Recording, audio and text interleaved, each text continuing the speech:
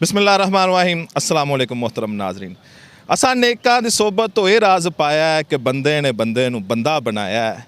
मैं प्रोग्राम का आगाज़ करने से पहले आपको एक वाक़या सुनाकर फिर मुर्शद की तरफ जाऊँगा।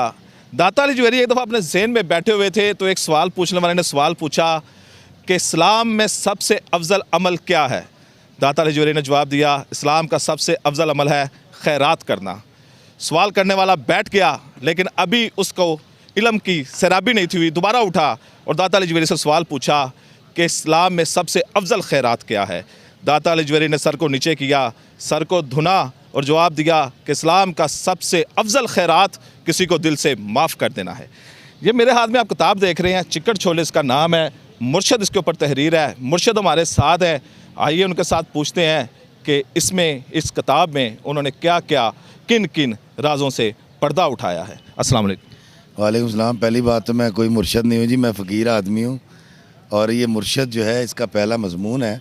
मैं मुर्शद अपने माँ बाप को मानता हूँ, अपने डैडी को मानता हूँ।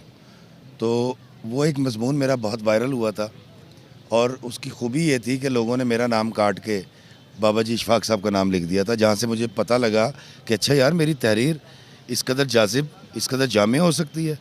तो तब मैंने एक किताब कंपाइल की थी। अच्छा इफ्तिखार भाई, मुर्शद होता कौन है? रास्ता दिखाने वाला, रुश्द, हिदायत देने वाला। और हमारे सबसे बड़े मुर्शद हमारे माँ बाप हैं। देखें हमारे माँ बाप की अहमियत क्या है, अल्लाह और रसूल से भी यही रोशनास करवाते हैं।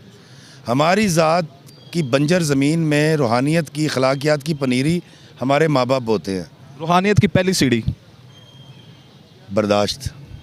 बर्दाश्त मुश्किल काम है, आसान काम है। किस तरह? आक़ा दो जहां सरकार मदीना की हयात मुबारका भरी पड़ी है बर्दाश्त से। तो मुझे तो एक किस्सा भी उठाना है, अपनी ज़िंदगी पे लागू करना है, मैं सीख लूँगा। अच्छा, इसमें आपने ये लिखा हुआ है, गौस कुतुब अब्दाल कलंदर कह गए नानक राम, बीज में बोल के बोने वाले खाए कहाँ से आम। इसका क्या मकसद है? सर ये सारी बड़ी हस्तियाँ जो गौस कुतुब अब्दाल कलंदर और बाबा गुरु नानक और राम जो भी उनके बड़े थे, वो ये कह कर गए हैं कि अगर आप बबूल के कांटे बो रहे हैं तो वहाँ से आम नहीं उग सकते। आम खाने के लिए आपको आम की गुठली ही बोनी पड़ेगी। तो भाजी लोगों का नेकी करो, प्यार वंडो, आसानी वंडो तो तुहानू लभनी है ना। मैं कल्ला ही लोगों की पग्गां भी उछाली जा रहे हैं, दस्तार उछाली जा रहे हैं, गालां कढ़ी जा रहे हैं, नफरतां दे रहे हैं, तो मैं कह रहा हूँ यार मैंने मिल जाएगा। ऐसे नहीं होता।